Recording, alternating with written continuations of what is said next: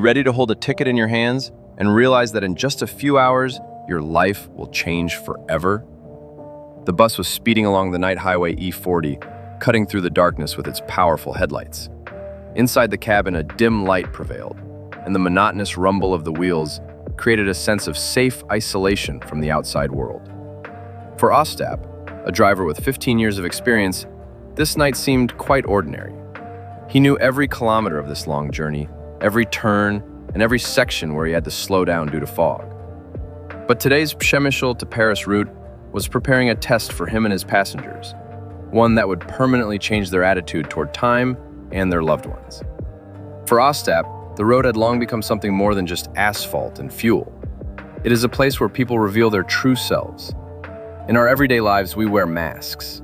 We rush, hide our emotions behind smartphone screens, and try to appear stronger and busier. But on the road, especially at night when the cabin is enveloped in silence, these masks disappear, revealing genuine human feelings. Today's trip was meant to be special, and not because of difficult weather conditions, but because of the person who took a seat in the very back row.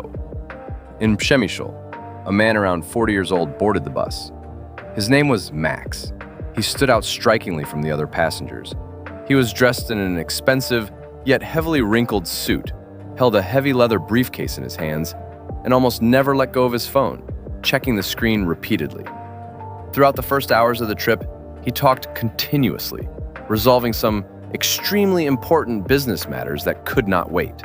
His voice echoed through the cabin, causing irritation among those trying to sleep. "Yes, I said the contract must be signed by morning. I don't care what the problems are. I'll be in Paris tomorrow morning, and I'll control everything personally," he said.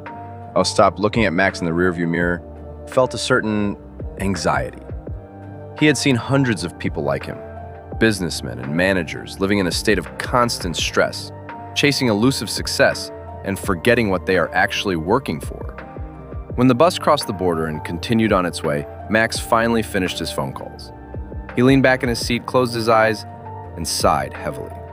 There was no joy from the trip on his face, only deep, exhausting fatigue and a sense of complete loneliness. Around 1 in the morning, during a stop at a large service station near Dresden, Ostap stepped outside to breathe the cool night air. Max stepped out as well. He stood by the coffee machine, talking on his phone. This time, the tone of his voice was completely different. Quiet, almost pleading, and filled with despair. "Mom, please don't. I'm working, I'm providing for us. Yes, I can't come. I have an important meeting." "The hospital?" "But..." Max abruptly ended the call and hit his fist against the metal casing of the vending machine. You could see the fierce struggle going on inside him. Ostap walked closer, looked calmly at the passenger, and offering the man a cup of hot coffee, asked quietly, "Is everything all right?"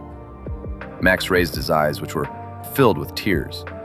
He looked at the driver and, unexpectedly even to himself, began to speak, pouring out the pain he had been holding inside. "You understand, Ostap. It's my mother. She's in the hospital in the Paris suburbs right now. Heart problems. The doctors say her condition is critical, and I'm on my way to sign a contract that will bring me a lot of money. I convinced myself that it was necessary, that I was doing everything for my family, to secure our future. And now I'm just afraid I won't make it in time." This conversation struck Ostap. Before him stood not just a successful businessman, but a man on the edge of the greatest loss of his life. He understood that Max had chosen money and a career over being next to his closest relative in her final hours. The bus continued its journey along the night highway. There were over 1,000 kilometers left. Max returned to his seat, but did not sleep anymore. He sat in the dark, staring out the window, and Ostap could see in the mirror how his shoulders were shaking from silent sobs. The man pulled an old leather photo album from his briefcase. Flipping through it on his phone screen under the dim light, he recalled his childhood. All these memories, his mother's warm hands, her gentle smile, her support during the hardest moments of his life, suddenly became far more important than any contracts or financial achievements. Ostap was aware of his responsibility for the schedule. As a driver, he had to adhere to the timetable and safely deliver the passengers. But as a human being, he knew that if Max didn't make it in time, he would regret it for the rest of his life. Ostap contacted his co-driver via radio to discuss the situation and think about how they could help. They decided to do everything possible to drive as safely as possible without unnecessary delays, although they realized the bus would arrive on schedule. However, the real drama was unfolding not on the highway, but within Max's own soul. Around 5 in the morning, during the next technical stop in Germany, he approached Ostap and said, "Ostap, I've made a choice. I can't do this anymore. I need to get off at the nearest station and catch the first high-speed train to Paris to get there faster. I will lose this money, but if I don't see her one last time, I will never forgive myself." Ostap supported his decision. He helped the man transfer to the railway station where he could catch the morning train. Before leaving, Max firmly shook Ostap's hand, looking him straight in the eyes. "Thank you. You are a human being with a capital letter." When the bus moved on, Ostap was left alone with his thoughts. The night road always puts you in a philosophical mood. He reflected on how often we spend our lives on things that don't matter at all when we face reality. We chase status and success, forgetting about the people who love us. This story moved not only Ostap, but also the other passengers, to whom he later recounted it, with Max's permission. Silence settled over the cabin, prompting everyone to think about their own relationships with their loved ones. A few days later, Ostap received a message from Max. It was short, but very emotional. "I made it. She waited for me.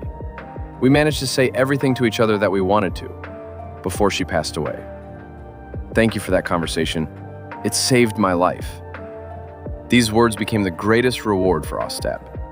They proved that a driver's profession is not just about transporting people through space, but about helping them on their most important life journeys.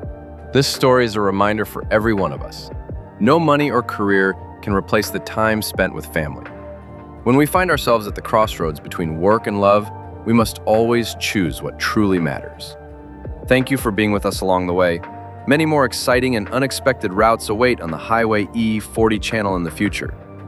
Don't forget to subscribe, leave a like, and share your own travel stories in the comments. Have a safe journey